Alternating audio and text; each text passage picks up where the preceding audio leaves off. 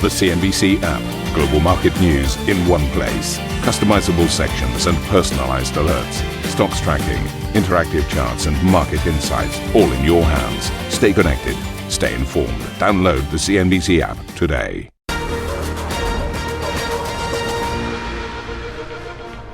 Welcome to Squawk Box Europe. I'm Karen Cho with Steve Sedgwick and Ben Boulos. These are your headlines. US President Donald Trump insists the war in Iran is, quote, very complete and floats easing oil sanctions as he looks to shore up confidence in markets, but also vows to hit Tehran even harder if it further disrupts oil supplies. It's the beginning of building a new country, but they have no Navy, they have no Air Force, they have no anti-aircraft equipment. It's all been blown up. We could call it a tremendous success right now.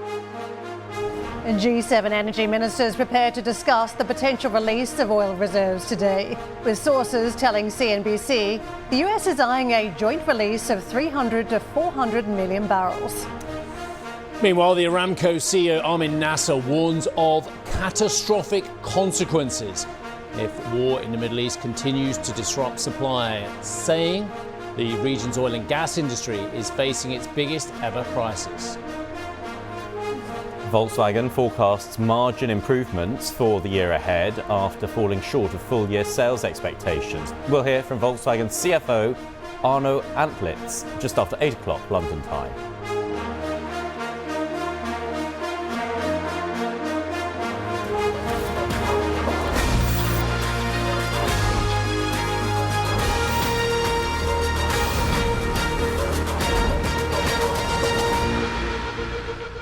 Plenty of events to discuss this morning. Again, another roller coaster for investors. I think the biggest issue for many was the duration of this crisis. And President Trump yesterday touching on the situation, talking about it being very complete and effectively the 4-week time frame that they laid out at the beginning, that it would well be before that initial 4-week timeline that he spelled out. So I think that is welcome for markets now looking for some sort of contained risk here. It begs the question whether the markets could endure a 4-week play out here anyway, because it's been so bumpy already for the first week and a bit that we've witnessed. But there's been pushback from the Iran side, and they are talking about not allowing 1 litre of oil to be shipped through the Middle East because of the situation. So again, it still feels like despite Trump positioning the situation, what he wants to happen, you've still got pushback from Iran. And I think the other problem with this is it may be easy to talk about an operation becoming very complete, but the longer term impacts on that and the flow of energy. I mean, liquefied natural gas, far harder to switch the supply and flow of that on and off. You can't push that through pipelines in the way that you can reroute oil. It has to go by ships, and if they're not ready, if they're not able to transport that, we're seeing the shocks that filter through. We've seen the effect of that on the bond prices and the government yields here in the UK. Spiking with the fears of inflation and those bets on rate cuts being pared back, even rate rises being factored in now as well. In the world of Donald Trump, it all makes total sense. You take things to a certain stage and then you come back again. But in what world is allowing a man, or you said 1 minute you want to dictate who the next leader of Iran is. He's no Delcy, I think was comments there, of course, referring to Delcy Rodriguez, the person who Trump has, de facto installed in charge in Venezuela. But as the FT points out, can you imagine Moshtaba, whose father, mother, wife, sister, daughter and niece have been killed by the US in Israel, would subjugate to Trump's whims? Think about this. Possibly the man has been disabled by US attacks, and a large amount of his close family has been killed by US attacks. I just don't see how Trump can turn around and say, we have achieved our target, when he, the theocratic regime, the IRGC are all still in place, and the democratic opposition has very little room for maneuver, it seems, given the fact that those other institutions are still in place, and they're finding it very, very difficult to make any progress internally. I find it very difficult do tally some of the president's previous comments with this, even in Donald Trump's world. And I think this is one of the real concerns for the countries in the Gulf, that you end up potentially with a wounded but still intact regime in Iran, which could be far more dangerous in the medium to longer term if America pulls back. Because what do they do now? The Gulf states have really struggled with, do they join the conflict more proactively and risk putting a target on their backs if America does decide to pull back from it? Mojtaba Khomeini is the same age as me. He's 56 years of age. Trump has said, we don't want to have to come back here in 10 years. They don't want to leave it for another president as well. Well, with respect, a 56-year-old man could last a very, very long time as the supreme leader in Iran. Yeah, the complexity of the situation was always one of the concerns, I think, for international watchers, and that simply has not gone away despite the developments of the last 24 hours. Now, crude prices are pulling back, though, following Monday's spike after a day of apparent mixed messaging from the White House over the state of the war in Iran. US President Donald Trump said the conflict could end very soon, but added that Washington will still, quote, go further with its military campaign. The US leader said major strides have been made towards achieving military objectives, but did not outline what an endgame would look like. In a press conference Monday, Trump was asked about the split between his comments and those of Defense Secretary Pete Hegseth, who told CBS over the weekend that the conflict was just starting. It's the beginning of building a new country, but they have no Navy, they have no Air Force. They have no anti-aircraft equipment. It's all been blown up. They have no radar. They have no telecommunications. And they have no leadership. It's all gone.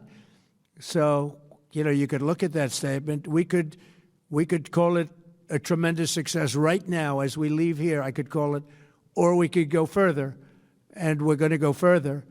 But the big risk on that war has been over for 3 days. We wiped them out in the first 2 days. Mr. Trump has also threatened to hit Iran 20 times harder if it attempts to halt oil flows through the Strait of Hormuz, which, to be fair, I think they have stopped oil flows through the Strait of Hormuz. Anyway, the president said his comments came after the Iran Revolutionary Guards vowed not to allow 1 litre of oil to be shipped from the Middle East while the conflict continues. The president said the White House will lift some oil-related sanctions on countries until disruption in the Strait of Hormuz is over in an attempt to tackle oil prices. President Trump did not specify the countries affected, but Reuters has reported the US is considering easing sanctions on Russia after his call with Russia's President Putin. Well, let's take a very quick look at where the oil prices are currently trading as well. We have WTI trading at 88.59, down 6.6%. Natural gas prices, which have seen some extraordinary moves, certainly European LNG prices, down 1.3%. Janif Shah is Vice President Commodity Markets for Oil at Rystad Energy. Janif, thank you very much indeed for joining us today. I have the simplest question. What do you make of the news for the last 24 hours and what it means for your world? Good morning. Very dynamic. Thank you for having me on this morning. Very, very dynamic. I think the volatility in this current period probably is only comparable to the beginning of the Russian invasion or even just the 12-day war in the middle part of last year. The news flow as of this last 24 hours relates to quite a lot. I mean, Brent and WTI swung around $30, $35 each yesterday. There was a plus minus, but also, the massive gain was also lost towards the end of the day with further downside because the G7 potential release of oil stocks, as well as the latest comments by the US president. So very dynamic. We have yet to see how this plays out, but there is a scenario where the Strait of Hormuz and the war risk continues for at least the end of this month, where prices could rise and remain around the $110 barrel range for the next 2 or 3 months as well. Jennifer, I don't want to make it too simple, but it does seem very simple. If the Strait of Hormuz is shut, we are going to see triple-digit oil without doubt. Again, if it's shut for a prolonged period of time. If the Strait of Hormuz is open, then potentially prices will calm down and remain calmer. It's not that simple, but you see what I'm saying? Absolutely. The sentiment is towards the correct angle, I would say. Part of the reason here is it's not just the crude flow that's limited and that's been blocked from exiting, and most of that flows over into Asia, China, India, and South Korean refineries. But it's also the volume of product flows which is not able to exit. And of course, the second order effect of Asian refineries not producing those products. And you've seen these export bans, for example, Chinese refineries and Japanese as well, who are not producing or not exporting these products into the market. That comes at a bit of a challenging time because right now product stocks are very low and it's the restocking period for most in the market ahead of summer travel peak. So right now, it's very critical that for prices to remain a bit lower, there has to be some form of a solution. And Janev, we keep hearing the message that the US has a lot of oil. That was a message the president was talking about. Yet I saw a figure yesterday that $187 million more a day is what Americans are now spending on gasoline. So it is hitting the US consumer, isn't it? Absolutely. I mean, the rise that we've seen at the pump on the US part of the market is fairly minimal compared to the rises that we've seen on the margins and the cracks for Northwest Europe and Singapore or Asia, for example. Part of the reason here is the US, the midterms are coming to us the end of this year, but also the deal or the announcement to lower the energy cost for the consumer, for example, gasoline prices at the pump for the US consumer is critical. So, for this to happen towards the middle part of this summer, it's likely that there could be some resolution sooner rather than later. Janev, to the resolution point, assuming there is some sort of breakthrough, or assuming oil starts flowing through the Strait of Hormuz, how long would it take for markets to self-correct from here? Because on the back of a shock, sometimes higher prices can linger for longer than expected. So how do we think about the market and how it could play out from here? I think that's the most critical point because it won't be one day that there's a closure and then the next day everything resumes back to normal operation. There will be definitely a lead time because it's not just based on the volume that's able to flow, but the backlog that wasn't able to flow, but also the tanker rates which have been sky high and skyrocketed because of the lack of insurance. Let's not also forget that because of the back pressure of the lack of exports, there have been shut-ins in supply on asset level production in even yesterday, Saudi Arabia, but it's gone throughout the whole region, Kuwait, also in the UAE and Iraq. So there's a lot of supply that's lost already, which takes a lot of time to come back and restart in terms of the field production. Janev, I just wonder, there was a piece of commentary I was reading, and I'm just interested to get your thoughts on it, about the vulnerability to this energy price shock and the fact that investment in the North Sea oil fields may have been inhibited by the persistent windfall tax that's been in place, even while the oil price has been relatively low. What do you think? Is it time to revisit that and maybe increase the UK's resilience? That's definitely a good question related to policy-driven and the economics of also looking at the sentiment of this, because as we head further into this energy transition space, and the decarbonization world away from oil and more into renewables or green sources of energy. There could be a world, of course, there could be some policy decision makers who decide that, yes, some exploration and some more production is required. But there also is a world where, this relates to a quicker or a faster transition in at least the next couple of years to de-risk away from oil and more into greener sources. And then the other thing that I was looking at was, I think it was Goldman Sachs holding their forecast for Brent crude. It seems astonishing, $66 by the end of the year. Is that, they've modeled various different scenarios, but that's the forecast they're holding. Is it possible to have any firm forecast given the uncertainty? I mean, we couldn't even tell from the comments yesterday from the president whether things are about to end and ease or whether the US military will be pressing on. I mean, look, based on the volatility of the market, the news flow, and just the events that are happening hour by hour, let alone day by day, it's extremely volatile. We updated our Brent forecast on Sunday, actually, and then re-updated it yesterday. So for now, there seems to be no absolute firm argument as to what the end of the year on December the 31st, the oil price could be, let alone what happens at the end of this month, at the end of March. So it all relies on the absolute prompt and how both sides of this war continue to evolve. Final question for me. If this war does end within the next, let's say week to 3 weeks, which appears to be the base case that from the more noise we're hearing from the United States as well, and oil calms down around these levels, $80, $85, $90 a barrel, How much demand destruction do you think we've seen, Janet, at these higher levels? Or actually, would it have been too short a period of time at higher oil prices for it to create a ripple effect on demand further down? I'm just wondering, because, of course, we talk about the Chinese, we talk about South Asia, we talk about all kinds of areas that are reliant on this oil as well. I'm just wondering how long the shock will last, whether it's a very short period or actually will have longer-term ramifications. That's a fantastic question. I think most of that is related to the length of period of disruption, not just on the blockade of the Straits, but also the asset level production that we just previously mentioned. On the demand destruction point, the longer this goes, the further we sit. And our estimate right now for March is around 1.4 million barrels a day of loss already within the demand space, within the product space. A lot of this is related to the lack of exports coming out of Asian refineries to the wider region and also to the globe. But higher prices right now and the higher cost of producing, but also the lack of exports will relate to further rumblings and second order effects throughout the middle part of this year when demand is supposed to, and it will be higher than what it is right now in the weak season. So yes, the longer the disruption, the further we can go. But for now, there's also already I believe in our numbers, a 200,000 barrel a day year-on-year drop from our previous estimate, but it's still very positive. Yeah, it's fascinating. Janiv, look, we really appreciate you joining us today. I know you're an incredibly busy man. Thank you so much indeed for your time. Janiv Shah, Vice President, Commodity Markets, Oil at Rystad Energy. And for more on the latest developments in the Middle East conflict, we will be joined by the former Israeli ambassador to the United States, Michael Herzog. That conversation at 8:30 London time. That's coming up on the show, and so is this. China delivers stronger than expected export growth in the first 2 months of the year. Plus, Aramco's CEO warns of catastrophic consequences for global oil markets if the war in the Middle East continues.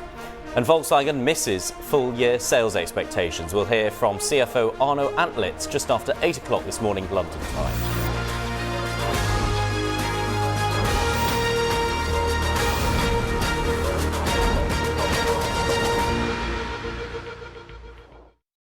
Executive Decisions is the new podcast from CNBC, where I ask powerful leaders about their decisions that changed everything. I'm Steve Sedgwick, and here's the CEO of Siemens Energy, Christian Bruch. Business leaders should not stay quiet in a world which is super complex. We sit in a privileged position, and we have to use that to ensure that a society remains prosperous, stable, successful. That's Executive Decisions with me, Steve Sedgwick. Get it wherever you're listening to this.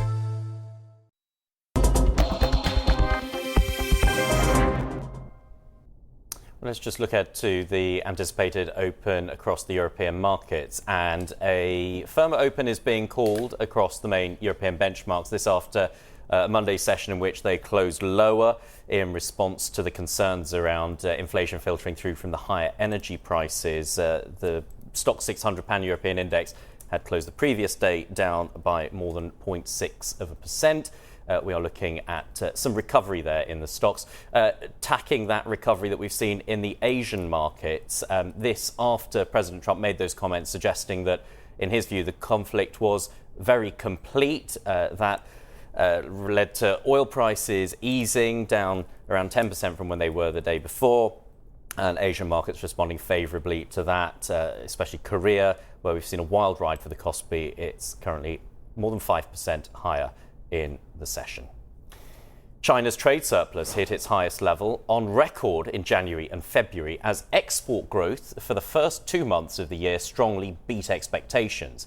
Exports rose by just under 22% against expectations of just over 7%, fueled by an increase in shipments to the EU and Southeast Asia. Imports rose by just under 20% versus forecasts of just over 6%, which sent China's trade balance to around $213 billion. Elaine Yu filed this report. Both China's exports and imports grew more than expected in the first 2 months of this year. The data combined the 2 months because of distortions related to the Lunar New Year period. And these latest trade numbers were a big beat. Exports in the first 2 months grew 21.8%, more than triple the forecasted growth. Imports grew 19.8%, also 3 times the expected growth. China's trade surplus for the first 2 months stood at $213.6 billion, far above the nearly $170 billion during the same period last year. So exports have surged so far this year as global demand for things like EVs and lithium-ion batteries remain strong. In fact, Goldman Sachs has an above consensus forecast for China's growth this year at 4.8%, with the main driver being the resilience of exports. And in terms of key economies, China's exports to the U.S. fell 11%, but exports to Europe surged 27.8%, while imports from the region grew 11.7%. Analysts have said that China's trade surplus, which has ruffled feathers with trading partners, including European nations, are difficult to fix. Meanwhile, rare earth exports in the first 2 months grew 23%, as Beijing has recently highlighted their important value in advanced manufacturing, and given these elements serve as China's leverage in negotiations with the U.S. And China's export dominance, of course, is well known, but the Iran war has also put China's oil imports in focus. China's crude oil imports surged 15.8% in the first 2 months, as China grew its stockpiles and refiners improved output. This increase is partly driven by China's Russian oil imports, which are set to reach a new record high for the third straight month in February. In fact, since November, China has replaced India as Russia's top buyer of seaborne oil, as China's independent refineries, known as teapots, snapped up these discounted sanctioned barrels as India pulled back.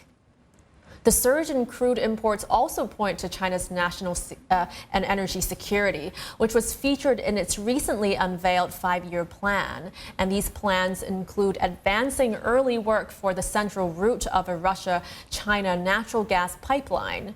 This shows China could be looking to deepen energy ties with Russia amid instability in the Middle East. For CNBC Business News, I'm Elaine Yu in Hong Kong.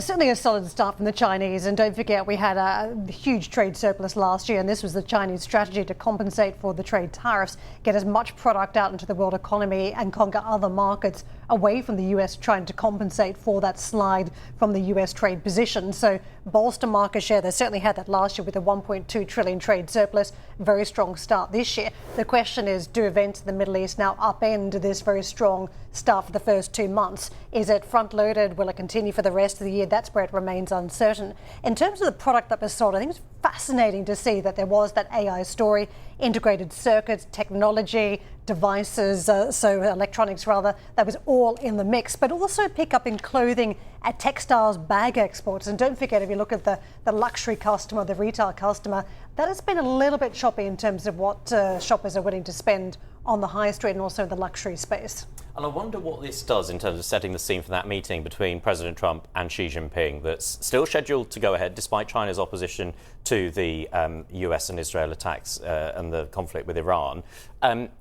We know that Donald Trump does not like other countries operating a trade surplus, and the fact that they've still been able to do that, and it's widened, it has jumped when the US has used tariffs to try and restrict that. I just think it would be fascinating to see what that does to the dynamic in the conversation between the two. If I was a realist over the medium term in America, I would be terrified about how I'm being cut out of some of the world's biggest trading blocks. It seems like, on the surface, this huge export figure from the Chinese, and it's a big figure trading with other emerging nations, and a massive figure trading with the Europeans. Now, of course, there are European concerns about dumping. I take that on board. But US two-way trade in China, it dropped 16.9% to 600 billion yuan. That's $88 billion. If I was an American businessman or woman who wants to build trans-Pacific alliances, trans-Pacific trade, which I think every American businessman and woman do want to do if they can take out the geopolitics, because it's one of the biggest blocks in the world. Why wouldn't you? That's what you're trained for. That's what you trained for at McKinsey or wherever you went, you know. I would be terrified, like, hang on a second, is the US being cut out of this? Because if the US is being cut out of this, then it's not generating necessarily more dollars being traded, not necessarily more surpluses that the Chinese need to recycle into the United States, that the Japanese need to recycle into the United States. So, great, America's having less trade with China. Is that a good thing or a bad thing? I know what I think. Yeah.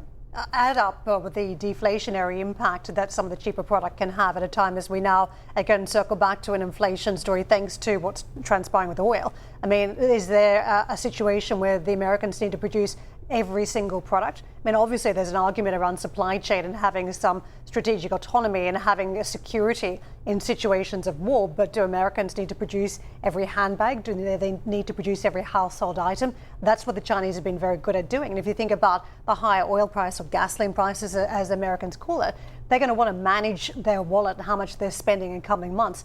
The cheap Chinese product has often helped Americans do that over the years. Yeah, but I think one of the really interesting things that Elaine mentioned was the increase in exports of rare earth minerals and metals, and the fact that we know that other countries see that as an Achilles heel, their over-reliance on China. It has a lot of leverage geopolitically, given how reliant we are on that for so many things from defence, electronics and all sorts, that actually the fact that their exports have gone up there suggests the world is increasingly reliant on China for that rather than pulling back and becoming less reliant. Yeah, and just from the European perspective, I mean, I spent all last year speaking to central bankers about the amount of cheap Chinese product arriving in the bloc and what that was doing to the inflation story, and they were concerned about the loss of market share by European producers. So there has been an impact from these extraordinary figures we're seeing out of the Chinese market for Europe.